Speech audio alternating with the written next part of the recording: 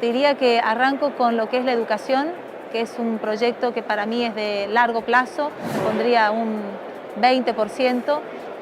Lo social, creo que hay una gran deuda social, pondría un 30%. Y diría el 25% entre lo que es producción e infraestructura, pensando en el desarrollo del país para poder generar los ingresos que uno necesita para poder ayudar a bajar el gasto público, y el otro 25% es infraestructura. Gente, población capacitada, con los recursos educativos necesarios. El siguiente 25% lo coloco en la empresa. Mi siguiente 25% está en las condiciones legales, fiscales, económicas que son necesarias para que estas empresas puedan dar la plataforma para que las personas capacitadas puedan encontrar ese camino de crecimiento. Y sí, el 25% hay que ponerlo en el bienestar. 35% en educación, un 15% en infraestructura, 30% en salud y el resto del 20% en seguridad y, digamos, todo lo que hace a el desenvolvimiento y tránsito en el país también. Invertiría no menos del 40% en educación, invertiría un 25% en justicia, invertiría otro 25% en infraestructura y el 10% restante en salud. Yo invertiría un 35% en inversión en infraestructura y tecnología, un 25% en educación con foco en industria del conocimiento, un 15% en seguridad, un 15% en salud. En seguridad, un 30%. En infraestructura, otro 30%, y en salud y educación, 20% en cada uno. Invertiría un 25% en educación, una educación consolidada pensando con pasantías en las industrias, fábricas, otro 25% en gasto social, un 25% destinaría a industria y producción, pensando en beneficios para todos ellos y por supuesto, en dos pilares fundamentales que hoy son, o tres pilares, perdón, que sería la tecnología, sería el petróleo con vaca muerta, gasoducto y lo que eso implica, y por supuesto viniendo de una provincia minera en cobre y por supuesto litio, que son los que van a dar divisas en los próximos años en gran volumen y cantidad para equilibrar la balanza de este país, ¿no? Y seguimos aquí en La Nueva Argentina. Gracias a todos por los comentarios. Bueno, el año que viene lo vamos a hacer con público. Este año no lo hicimos presencial, pero gracias por escribirnos, por querer sumarse, por estar del otro lado a través de La Nación.com, también por estar a través de todas nuestras plataformas. Y nos vamos a dar otro lujo, ¿eh? Lo tenemos aquí a Carlos Pañi, ustedes lo leen, le dedican tiempo. Vos sabés, Carlos, que te dedican mucho tiempo. Uno ve la cantidad de minutos que te leen, la mayoría, y son mucho más que la media, así que bienvenido, Carlos. No me pongas nervioso, que es peor. No creo que tenga. Muchas gracias. No, esto no te va a poner nervioso después de las investigaciones Gracias por la invitación, José. Que has difundido. Bueno, un fin de semana tranquilo por delante, ¿no? Bueno, hasta las 10 de la noche de los domingos, los fines de semana de elecciones suelen ser tranquilos. Y es una situación rara, sobre todo para nosotros, que sabemos que va a ocurrir algo cada vez más probablemente novedoso. No sabemos qué es. Es una especie de limbo de tiempo y de incertidumbre donde uno querría estar escribiendo y no hay sobre qué escribir. Estoy contando un poco involuntariamente. Un domingo en el día de la sí, vida. Que llegás empezás a escribir a las 7 de la tarde y a las 9 de la noche te das cuenta de que todo lo que escribiste hay que tirarlo al canasto porque la gente tuvo otras ideas de las que uno va suponiendo. Y eso es cada vez más así. Probablemente antes no fuera tan así. Pero en este momento, a nuestra profesión y a nuestro oficio concreto de cubrir una elección lo impacta mucho. ¿Por qué? Porque estamos ante un tablero que se está modificando mucho. Digamos, la Argentina entró probablemente tímidamente a partir del año 2021 y ya mucho más abiertamente a partir de las elecciones del 13 de agosto pasado, en otra época, distinta de la anterior. Carlos, si nos guiamos por las encuestas, lo que ocurrió en la última elección, nada tuvo que ver con lo que anticipaban. Si nos guiamos por la historia, lo que te muestra la historia es que cuando la economía cae, los oficialismos suelen perder, salvo en 1995 con con Carlos Menem y el miedo por el 1 a 1. ¿Qué estás viendo para lo que viene?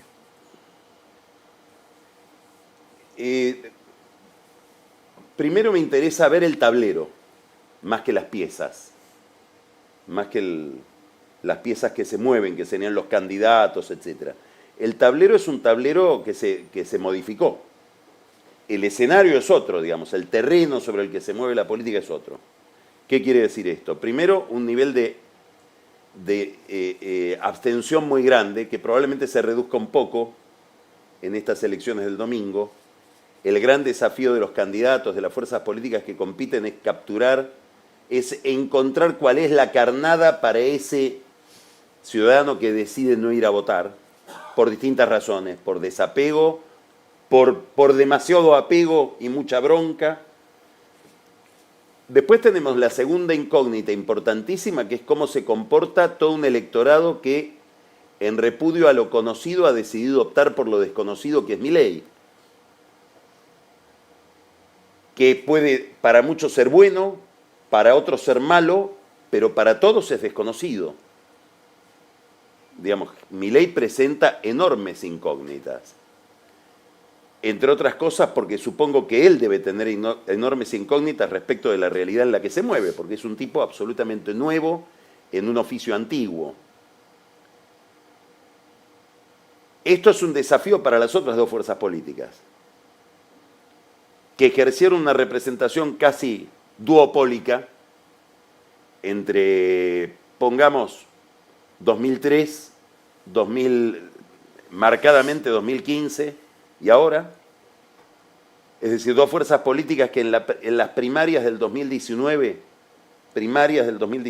cuando gana Alberto, agosto del 2019, obtuvieron el 90% de los votos juntos por el Cambio, y el Frente, lo que era en aquel momento el Frente de Todos, hoy obtuvieron en el 13 de agosto el 50%, es decir, perdieron 40% a mano de Milei, de la abstención y en alguna medida de otras fuerzas. Bueno, este tablero se cambió y no sabemos qué va a pasar con el peronismo y con Juntos por el Cambio según el resultado de este domingo.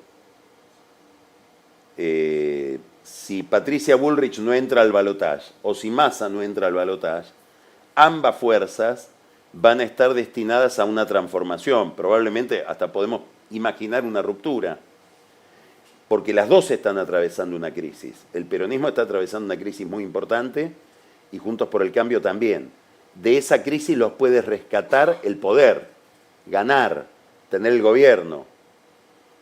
Si no tienen el gobierno, me parece que va a haber una reconfiguración en ambas fuerzas políticas. Y una subincógnita que en la Argentina es crucial, que es qué va a pasar en la provincia de Buenos Aires, que es una pregunta dentro de todas estas preguntas. Entonces, ¿por qué me interesa todo esto? ¿Qué tiene que ver con los intereses concretos de la ciudadanía? Porque cuando miramos la economía, vemos una economía que debe ser urgentemente reseteada, organizada. Es invivible un país con 200% de inflación, que se manifiesta en un tipo de cambio que todos sabemos es una gran señal no económica solamente, sino de desorden político, de desorden general, y con gente muy prudente, como por ejemplo Alfonso Pratgay, que en tu programa el último domingo, alguien tan cauteloso como Pratgay dice: estamos a la puerta de una hiperinflación. Bueno, esa economía requiere de un instrumental político muy sólido. Requiere que se recree la representación, que se recree la confianza de la gente en los que tienen que tomar las medidas para recrear un clima económico distinto. Entonces, no es lo mismo una política que esté más fragmentada que una política que tenga actores identificables y previsibles.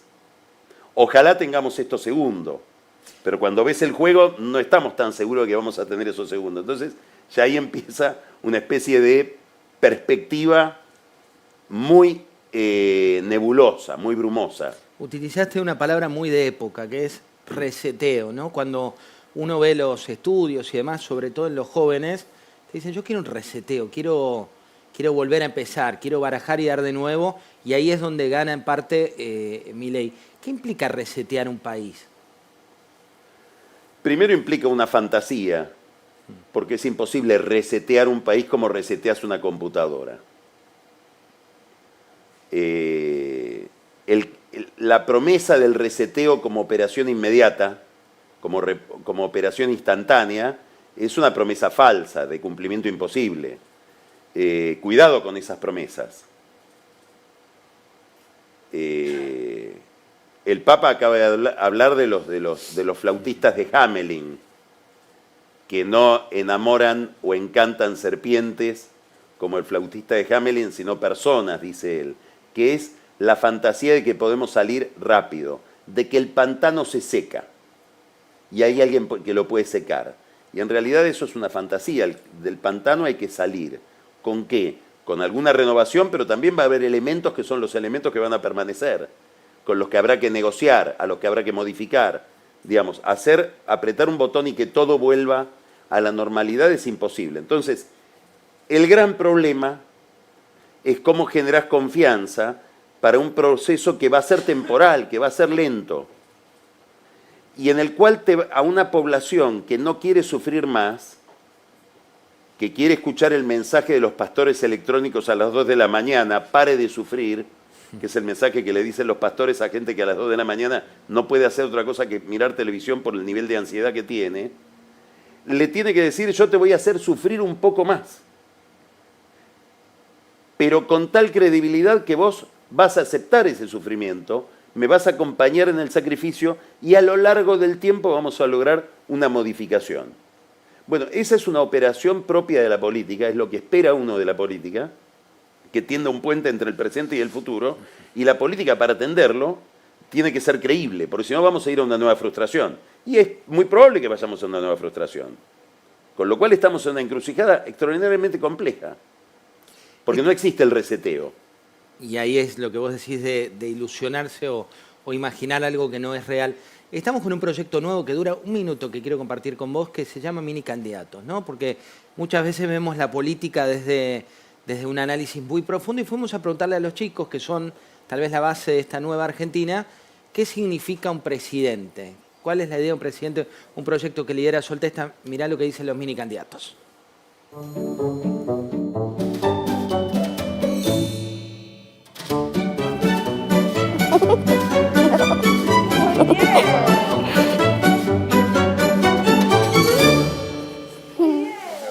Buenísimo. ¿Te gustó? Sí, yo veo que hay acá. No. O sea, como que comandan el país. Gobernan el país. Para mí, un presidente sería como alguien que gobierna un país. Ayudan al país y tratan de hacer un país mejor. Como compiten, no. Ayudan a las personas que tengan cosas. Se aseguran de que todos cumplan las reglas. ¿Eso qué es? Como que dicta leyes y normas para la convivencia.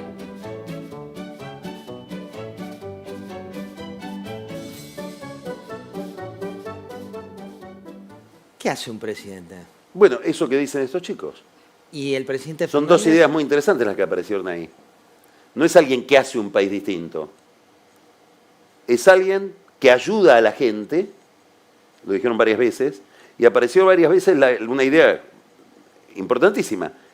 Establecen reglas, pero el sujeto somos nosotros, no es el presidente, no es el político el sujeto. El sujeto somos nosotros. Y vamos a esta elección y vos decís, una candidata te propone orden, otro te dice no podemos hacer lo mismo con los mismos de siempre, y el otro te dice soy el por qué, tenés con qué, tenemos con qué, y es el ministro de Economía. ¿Qué es lo que más seduce a un electorado? Digo, vos decías recién esto de, bueno, hay una cuestión compleja que es nuestro país hoy, pero cada uno te promete cuestiones muy distintas. Bueno, Milei realiza una operación, yo diría típicamente populista, que es hacer palanca sobre la bronca, el desencanto, la frustración de la gente y redirigirla contra la dirigencia política. Debemos decir, si miramos sobre todo las últimas anécdotas, por llamarlas de alguna manera, que provienen de la provincia de Buenos Aires, que la dirigencia política hace los trabajos prácticos del teórico de Milei. ¿No? Sí, el mejor alumno sería. Claro, digamos, le dan la razón en muchos comportamientos. Y promete el reseteo sobre la base del sacrificio de los políticos, no de la gente. Este es un misterio. Si ganara Milei, para mí este es un gran misterio, porque parte del encanto de Milei, supongo, es primero que él no te explica que él entiende cómo estás. Está como vos, si estás enojado, ¿no? Está como vos. No es que te dice como los demás candidatos, yo sé que estás sufriendo mucho, que no aguantas más. No, no, no, no. Él es parte del mismo bando. Expreso lo que vos querrías expresar. Y te dice dos cosas que son dos fantasías en las que uno puede engancharse con alguna ingenuidad, pero que son muy atractivas. Te voy a pagar en dólares. De hecho, ayer lo reflejaba La Nación en su cobertura de la campaña, el candidato a jefe de gobierno de la Ciudad de Buenos Aires, de Milei, vendía dólares, sí, a más que el precio del mercado. Y la gente le pedía que los vendía a 1.000 cuando estaba a 9.85. Sí. Rara dolarización. Muy. Y te propone además ir contra la casta. Es decir, no te va a ajustar a vos, va a ajustar a ellos. Eso es una fantasía, porque es imposible ordenar esta economía y ordenar el fisco como lo quiere ordenar Milei sin un ajuste que va a caer sobre la gente. Después tendríamos que ver quién hace el ajuste, si lo va a hacer el próximo gobierno o ya va a estar hecho por este desastre económico que estamos viviendo. Del otro lado, Massa, que dijo ayer, yo lo vi decir algo en Concordia ayer, creo que tomada la declaración otro día, le preguntan, pero usted, lo que vos decís, usted es el ministro de Economía, la gente sabe muy bien separarme a mí de este gobierno. Es decir, este no es mi gobierno. Salió ayer la declaración, sí, el Día de la Lealtad. Sí, justo. No sé qué pensará Alberto Fernández de esa declaración, si se enteró en China, con el cambio de horario y todo llega distinto. Creo que tiene un drama que es la realidad objetiva y una suerte. Es oficialista. Los oficialismos, aún los más desastrosos, pueden bajar mucho el techo, pero el piso tiene un piso relativamente alto. En 1989, Eduardo Angeló sacó 37% de los votos en medio de una hiperinflación que era mucho más dramática que esta inflación de hoy. Digamos, un desorden muy importante. Alfonsín tuvo que entregar el poder 5 meses antes y Angeló sacó 37%. Está bien, era otro país, era otra política, era bipartidismo. Y Bullrich, que me parece que tuvo un enorme drama en la campaña, un enorme drama, que es que perdió frente a Milei. Imaginemos un mundo imposible, que Bullrich hubiera perdido frente a Massa. Massa primero, Bullrich segunda. Hubiera seguido siendo Bullrich. Sí. Perdiendo frente a Milei deja de ser lo que era. Porque se vuelve más de centro al lado de Milei. Y pierde frente a alguien que para todo un público expresa mucho más nítidamente lo que ella quería expresar. Entonces tiene que reorientarse, tiene que reinventarse. Era halcón y quedó medio paloma. Tiene que ir a votos que no eran los votos que prioritariamente ella quería captar. Estuvo en esa desorientación mucho tiempo y se desdibujó como candidata, pero tiene una ventaja a la que ella está apelando ahora. Probablemente como fuerza política sea la que más gobernabilidad puede ofrecer. Porque Milei tiene un problema de ingobernabilidad objetivo. No tiene diputados, ni va a tener diputados como para manejar un bloque medianamente orientativo en la Cámara de Diputados. No va a tener senadores suficientes, no tiene fuerza territorial. Gusta porque no tiene todo eso. Y Massa tiene otro problema, que la oposición a Massa no ha sabido explotar, no ha sabido poner en evidencia. Es increíble la capacidad de Massa para ocultar ese problema, que es la ingobernabilidad que trae en la mochila. Porque el primer candidato a diputado de Massa en la provincia de Buenos Aires es el que no le votó a Massa el acuerdo con el fondo. Máximo Kirchner. Cristina Kirchner está callada, pero tiene un poder superior al de Massa dentro del peronismo. Los gobernadores peronistas lo dejaron a Massa librado a su suerte, adelantando las elecciones. Digamos, todo esto, que es la situación caótica de un oficialismo que se ve dirigido a la derrota, Massa, y hay que sacarse el sombrero por su habilidad, ha sabido disimularlo con enorme cooperación de la oposición, que no ha sabido interpelarlo en esas debilidades. Entonces, como vemos, para esta escena económica, y es una oferta política que ojalá mejore, y está en nosotros también elegir mejor, y elegir lo más inteligente. De lo contrario, vamos a tener lo que señaló Marina del Poyeto en un gran artículo que publicó La Nación hará 2 o 3 domingos, vos lo debes recordar, cuando ella dice, me parece que fue una página muy esclarecedora de la circunstancia económica y política. Acá no hay opción entre gradualismo y shock, ahora es shock o shock, shock desordenado, que es el que estamos viviendo, con esta disparada de los precios, con esta, digamos, una gran licuación, y que la política económica le haga la licuación, o un shock ordenado, que es el shock de un gobierno que establece un programa de estabilización y que opera racionalmente sobre la realidad. Es cada vez más la gente que entiende del problema, que entiende de economía, que te dice que lamentablemente vamos a ir hacia la solución o hacia el reseteo de la economía por la vía de un shock desordenado, que es un poco lo que no te terminó de decir, creo que por prudencia, Pratgay cuando dice estamos a las puertas de una hiperinflación. O sea que de nuevo nos encontramos los argentinos con un problema histórico, dramático, que es que nuestro método es la catástrofe.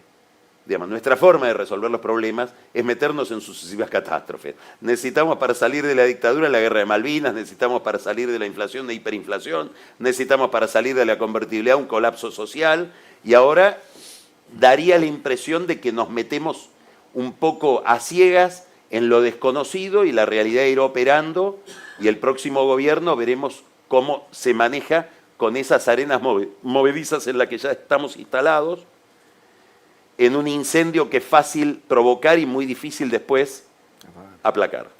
Carlos, la llegada de Horacio Rodríguez Larreta por un lado, de Fernán Quirós por otro, ahora se habla también eventualmente de Gerardo Morales, todavía no confirmado, al menos hasta que llegamos aquí. ¿Qué le dan a Patricia Bullrich? Yo creo que le dan dos cosas. Primero, son señales a los votantes de esa gente, al votante radical que se puede ver identificado con Morales, o al votante de Larreta. Ella necesita reabsorber esos votos. Y lo otro da lo que intenté decirte recién y ahora voy a tratar de decir más claro. Votá al candidato, pero votá al equipo, votá al club. Muchos votantes de Juntos por el Cambio van a votar a Patricia Bullrich por afecto al club, no porque su candidatura sea la más atractiva, porque atravesó todo este problema de identidad, digamos, en el último tiempo. Bueno, y después lo otro, te olvidaste de algo que es Macri, que lo sumó en la campaña y me parece muy importante haberlo sumado a Macri. Inclusive con su posteo de ayer donde dice es Patricia. Sí, yo creo que es muy importante porque Bullrich, ¿qué tiene que tener? Tiene que tener una estrategia territorial que apele a votantes de Santa Fe, donde ella puede hacer una gran diferencia. Le va muy bien a Juntos por el Cambio en Santa Fe, entre otras cosas por el triunfo local que tuvo de Puyaro, y Puyaro está muy alineado con Bullrich, a pesar de que Bullrich jugaba con Lozada. Córdoba, es muy importante que recuperen votos de Milei en Córdoba. Mendoza, los lugares donde gobierna Juntos por el Cambio, lugares Entre Ríos, digamos, esa geografía es muy importante, y el interior de la provincia de Buenos Aires. ¿Por qué? Porque tienen que compensar una elección que no ha sido buena en el conurbano y que ha sido peor de lo que podría haber sido en el conurbano norte, es decir, en Vicente López, San Isidro, etc.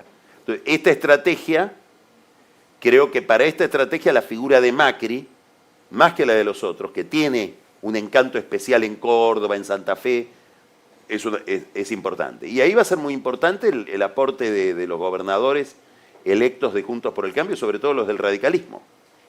Hablando de electos y no electos, digo, se da esta realidad que vos venís contando en tu programa, por ejemplo, lo que pasó con Insaurralde, lo que está pasando con Chocolate, todas las causas que se van abriendo, inclusive lo que contabas a partir de lo que dejó este juicio por YPF.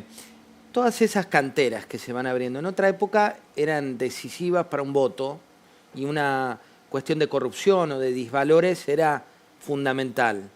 Ahora ya es como que el cuero de los argentinos está tan curtido y tan duro que no pasa nada. No creo que sea así.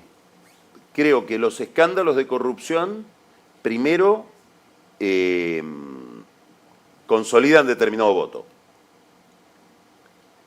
En segundo lugar, son la peor noticia en un momento de ajuste. Lo de Chocolate es muy importante. El yate porque yo te puedo explicar el caso Skanska, donde seguramente debe haber habido mucha más defraudación que en cualquiera de estos casos. Pero necesito un pizarrón para mostrártelo, te tengo que mostrar números. Es como Esto es gente robando, de un modo u otro. Y cuando vos no llegás a fin de mes decís, esa plata es mi plata.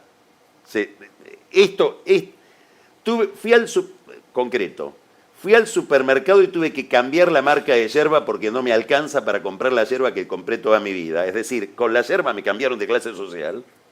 Y la plata que me falta para la yerba la tiene el señor Insaurralde en ese... Ahora, eso consolida el voto, pero no hay ninguna relación entre el nivel de abstención y el nivel de voto a Milei y el largo relato sobre corrupción de la política que venimos soportando desde hace 20 años. Yo creo que sí.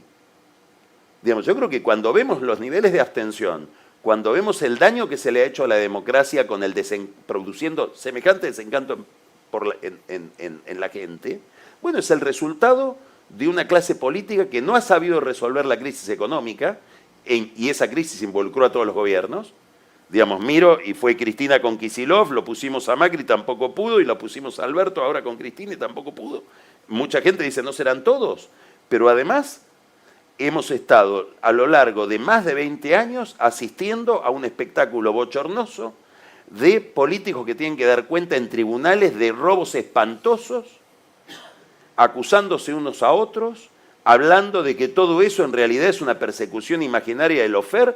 Todo eso no afectó a la democracia, claro que la afectó. Y el resultado es el resultado que estamos viendo, que es un desencanto impresionante, combinado con las malas prestaciones económicas por parte de la gente. Entonces, a 40 años de democracia, uno esperaría que cuidemos más este sistema, porque sigue siendo el mejor sistema. Totalmente. Amanecemos el lunes, la última, lunes 23 de octubre, ¿no? Sí. Ya escribiste tu nota, ya... Sí. Odio hacer pronósticos, sobre todo cuando se refieren al futuro. No resultado, pero... Digo, esa sociedad que se levanta el 23 de octubre, ¿de qué depende este ánimo que está hoy entre tristeza, bronca, desasosiego? ¿De qué depende? Bueno, primero vamos a ver cuáles son los discursos de esa noche. ¿Cuál es el mensaje, sobre todo de los que perdieron? ¿Qué nivel de concordia, de cooperación, de constructividad va a haber ahí? Segundo, es muy importante saber cuál es el resultado para contestar la pregunta, ¿no? Un escenario donde el gobierno no entre al balotaje, creo que o un escenario donde gane Milei en primera vuelta, cualquiera de esos dos escenarios me parece que aceleran enormemente la crisis económica.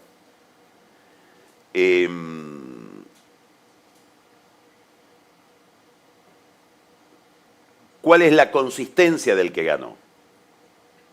¿En qué medida gana cuando uno ve que lo que queda al frente del poder es un instrumento con capacidad de ordenar la agenda económica? Eso va a ser muy importante, y no una incógnita que se agiganta. Vuelvo a esa entrevista tan interesante que le hiciste a Prat Guy, donde él dice algo muy, muy cierto, y es: lo que genera inquietud no son los consejos de Milei, que por otro lado son los consejos que le da cualquier economista a su cliente: no te quedes en pesos. No, lo que genera inquietud es la propuesta de Milei. Entonces, un triunfo de Milei muy nítido en estas elecciones, me parece que van a acelerar el proceso de descomposición económica y probablemente sea lo que él desea para lo que es su plan. ¿Qué nivel de gobernabilidad va a haber en ese resultado que vamos a ver? Yo creo que es eso lo que puede, te diría esas dos cosas, ¿no? Gobernabilidad y cooperación, que van de la mano. Siempre tan, pero tan generoso. Muchas gracias, Carlos. Gracias a vos, José. Muy agradecido por esta invitación y por la posibilidad de decir cosas que a lo mejor ayuden o no a entender una escena muy confusa. Es más, si queda muy claro lo que decimos, no es cierto. Porque es Argentina. Claro. Ni que hablar de la nueva Argentina. Seguimos. Un placer haberte tenido. Muchas gracias.